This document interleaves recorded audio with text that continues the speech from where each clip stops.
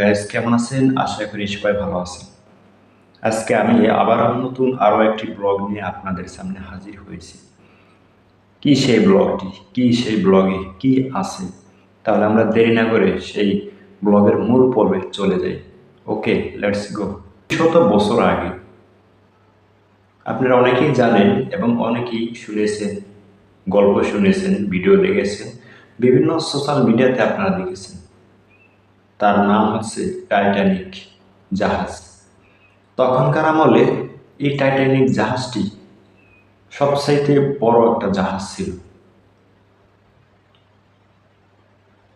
আজ থেকে 200 বছর আগের কথা বা 400 বছর এরকমটা হতে পারে, আমার সঠিক জানা নেই। তা আপনারা অনেকেই জেনেছেন, অনেকেই শুনেছেন এই টাইটানিকের গল্প। টাইটানিক কিভাবে ডুবেছিল, কিভাবে, কোথায়, কেন ডুবেছিল, এটার রহস্য কি, আজ আমরা সেই রহস্য জানবো। আপনারা কি জানেন এই টাইটানিক জাহাজটি সম্পন্ন করতে, মানে কমপ্লিট করতে কত বছর সময় লেগেছিল এবং কত হাজার শ্রমিক লেগেছিল? এই টাইটানিক জাহাজটি তৈরি করতে প্রায় 4 বছর প্লাস সময় লেগেছিল এবং 10,000 শ্রমিক এই টাইটানিক জাহাজ তৈরির কাজে নিয়োজিত ছিল। তার ভিতরে একজন শ্রমিক মারা যায়। শুধু একজনের না, আরও কয়েকজন শ্রমিক মারা যায় টাইটানিক জাহাজের কাজ সম্পন্ন করতে। টাইটানিকের প্রথম যাত্রা ছিল ইউরোপ থেকে আয়ারল্যান্ডের উদ্দেশ্যে। তো প্রথম যাত্রায় টাইটানিক সফলতা অর্জন করে। টাইটানিকের সেই প্রথম যাত্রার শুরুতেই বিশ্বের বিভিন্ন দেশের অনেক ধনী ব্যক্তিরাও ছিলেন সেখানে। আমেরিকা, ইউরোপ, লন্ডন, অনেক দেশের ধনী ব্যক্তিরা সেই টাইটানিকের প্রথম যাত্রার উদ্দেশ্যে রওনা দিয়েছেন এবং প্রথম যাত্রার উদ্দেশ্য 3 দিনের ছিল। তো প্রথম যাত্রার উদ্দেশ্য সফল হয়ে আবার ফিরে আসেন নিজ দেশের উদ্দেশ্যে। টাইটানিকের দ্বিতীয় যাত্রাতে অনেকে আগ্রহী হয়েছিল, যেহেতু প্রথম যাত্রায় সফল হয়েছিল। তারা ভেবেছিল প্রথম যাত্রা যেহেতু সফল হয়েছে, এবার দ্বিতীয় যাত্রা শুরু করা যাক। এবার দ্বিতীয় যাত্রা হবে অনেক দীর্ঘ টাইম, ঠিক আছে। আমেরিকা থেকে ইউরোপ, ইউরোপ থেকে লন্ডন, অন্যান্য দেশ, আরও অন্যান্য দেশ, যেটা নাকি 5 দিন, 7 দিন, 1 সপ্তাহ, 1 মাসও লেগে যেতে পারে। তো শুরু করেছিল সেই যাত্রা। আপনারা জানলে অবাক হবেন যে এই টাইটানিকের জাহাজের সর্বোচ্চ টিকিটের মূল্য কত ছিল এবং সর্বনিম্ন টিকিটের মূল্য কত ছিল। সর্বোচ্চ টিকিটের মূল্য ছিল 3 লক্ষ টাকা এবং সেকেন্ড টিকিটের মূল্য ছিল 2 লক্ষ টাকা। আর 3 নাম্বার থার্ড ক্লাস টিকিটের মূল্য ছিল 20 থেকে 50 হাজারের ভিতরে। তো এখানে 3 ধরনের শ্রেণীর এখানে জায়গা হয়েছে। যারা ভিআইপি পার্সন তাদের, এবং যারা মধ্যবিত্ত পার্সন তাদের, আর হচ্ছে আমাদের মতো কিছু পার্সনদের জায়গা হয়েছে। কারণ এই জার্নিতে সবাই খুবই আশাবাদী ছিল এবং খুব শখ করে এই দেশ থেকে ও দেশে, সেই সমুদ্র পাড়ি দিয়ে এপার থেকে ওপারে যাবে, তাদের একটা আশা, ভরসা, ইচ্ছা।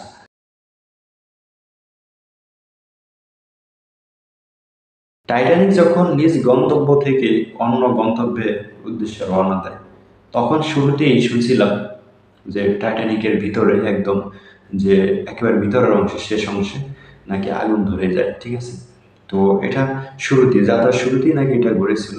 তো এটা কিন্তু অনেকেই জানে না কোথায় কি হয়েছে, কি আসে এই বিষয় অনেকেই জানে না। শুধু জানে কেবিন ক্রু আর হচ্ছে কেবিনের নাবিক ছিল আর কি, মাস্টার, একমাত্র ওনারাই জানেন এবং সিকিউরিটিরা জানেন। অন্যান্যরা কেউই জানেন না এটার ব্যাপারে, কোথায় কি হয়েছে, এবং তাদেরকে জানাতে চাননি, ঠিক আছে। যদি জানাতে চাইলে তারা যদি আতঙ্ক হয়ে যায়, ভীত হয়ে যায়, এই জন্য তারা মানে জানান না তাদেরকে। প্যাসেঞ্জাররা এই ব্যাপারে জানিই না। তো যাই হোক, তারপরে এটা হয়তো একটা নিয়ন্ত্রণে চলে এসেছিল। এটা ছিল টাইটানিকের প্রথম আতঙ্কের বিষয়। তো তারপর এটা নিয়ন্ত্রণে চলে আসে। টাইটানিকের তখন যাত্রা 7 দিনের ছিল। 7 দিনের ভিতরে 3 দিন অলরেডি চলে গেছে। এখনো টাইটানিকের এখনো 3 দিনের 4 দিনের এখনো যাত্রা রয়েছে। তো 4 দিনের যাত্রা এখনো শুরু বা শেষ হয়নি। তো 3 দিন শেষ হয়ে 4 দিনে পড়ছে। এই মতাবস্থায় তারা ছিল একদম সাগরের মাঝখানে। ছিল। সেখানে আরও একটি দুর্ঘটনার শিকার হয়। সেই দুর্ঘটনা অনেক লম্বা। টাইটানিকের যাত্রীর ধারণ ক্ষমতা ছিল প্রায় 10,000-এর উপরে। তো সেই যাত্রায়, সেই প্রথম দ্বিতীয় যাত্রায়, টাইটানিকের দ্বিতীয় যাত্রায় যাত্রী ছিল মাত্র 3600 বা 3000, এরকমটা হতে পারে, আমার সঠিক জানা নেই। তো এই 3600 যাত্রী নিয়ে টাইটানিক, সেই বিলাসবহুল টাইটানিক পাড়ি দেয় সেই ইউরোপের অঞ্চলে, ইউরোপের সেই দেশটিতে। এই 3000 যাত্রী নিয়ে যখন টাইটানিক যাত্রা শুরু করেছিল, টাইটানিকের সে যাত্রা 3 দিন শেষ হয়ে 4 দিনে পড়েছে, এখনো 4 দিন বা 3 দিন বাকি আছে।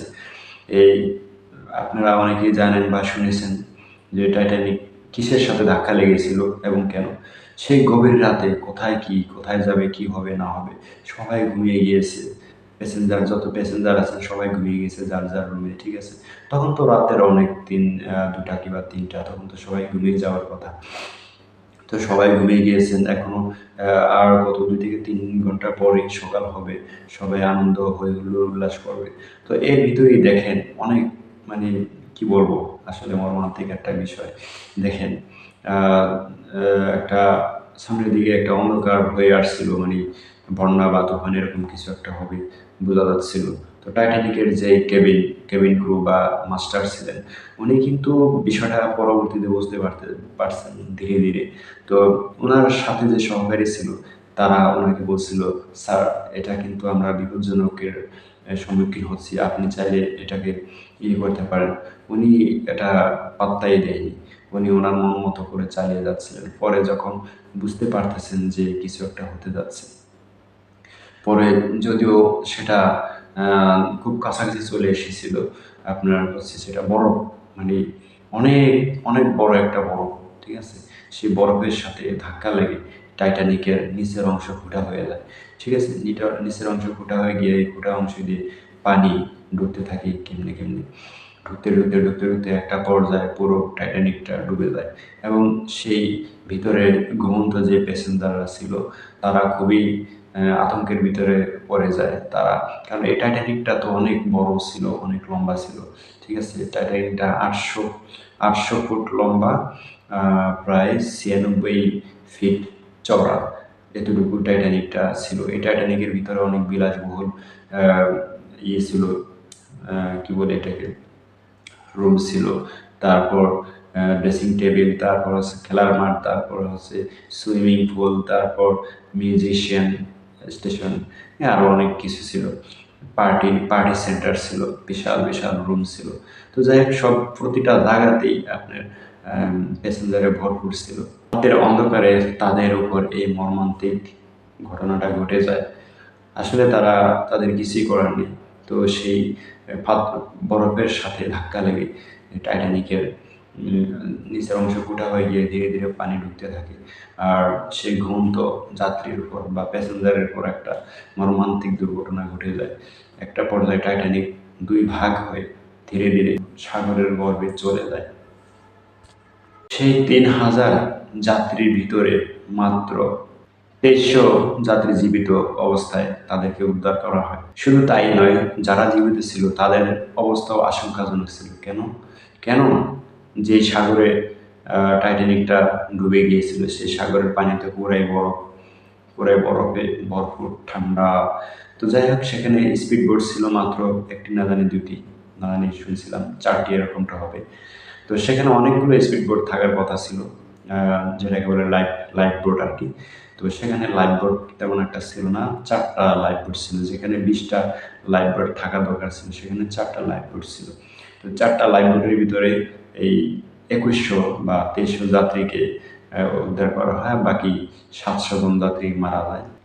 টাইটানিকের যে মালিক ছিল, উনি একটা কথা বলেছিলেন, টাইটানিক যখন সম্পূর্ণ পরিপূর্ণভাবে নদীতে বা সাগরে নামানো হয়, তখন একটা কথা বলেছিল যে টাইটানিক বিশ্বের সবচেয়ে বড় একটা জাহাজ।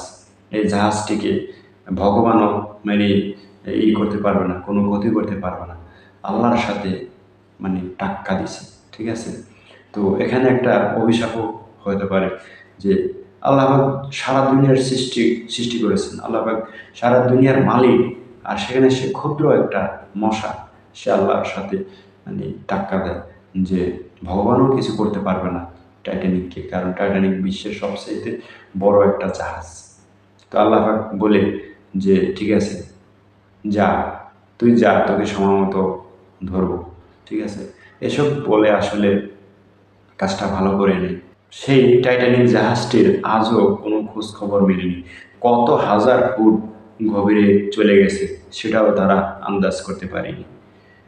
তো কিছুদিন আগে শুনেছিলাম এই টাইটানিক জাহাজটির নাকি সন্ধান মিলেছে। সেটি নাকি সাগরের উপর থেকে 15,000 ফিট গভীরে এখনো সেই কঙ্কাল পড়ে আছে। সেটা বিজ্ঞানীরা কিছুদিন আগে সেটা অনুমান করতে পেরেছে। তো সেই টাইটানিক জাহাজটিকে কি আজও উদ্ধার করতে পারবে, নাকি শুধু স্বপ্নই থেকে যাবে? তো যাই হোক, এই টাইটানিক জাহাজটি যেন তারা উদ্ধার করতে পারে বা এমন যন্ত্র তৈরি করতে পারে যার সাহায্য এই টাইটানিক জাহাজটিকে উদ্ধার করতে সক্ষম হয়। তো যাই হোক, আমার এই ভিডিওটি যদি ভালো লেগে থাকে অবশ্যই লাইক কমেন্ট শেয়ার করবেন, এবং আমার যদি কোনো ভুল ত্রুটি হয়ে থাকে অবশ্যই ক্ষমা দৃষ্টিতে দেখবেন। আমি আপনাদেরকে ভালো করে বোঝাতে পারিনি, তো অবশ্যই ক্ষমার দৃষ্টিতে দেখবেন। তো ঠিক আছে, সবাই ভালো থাকবেন, সুস্থ থাকবেন, এবং চ্যানেলটিকে সাবস্ক্রাইব করে পাশে থাকবেন। আসসালামু আলাইকুম, আল্লাহ হাফিজ।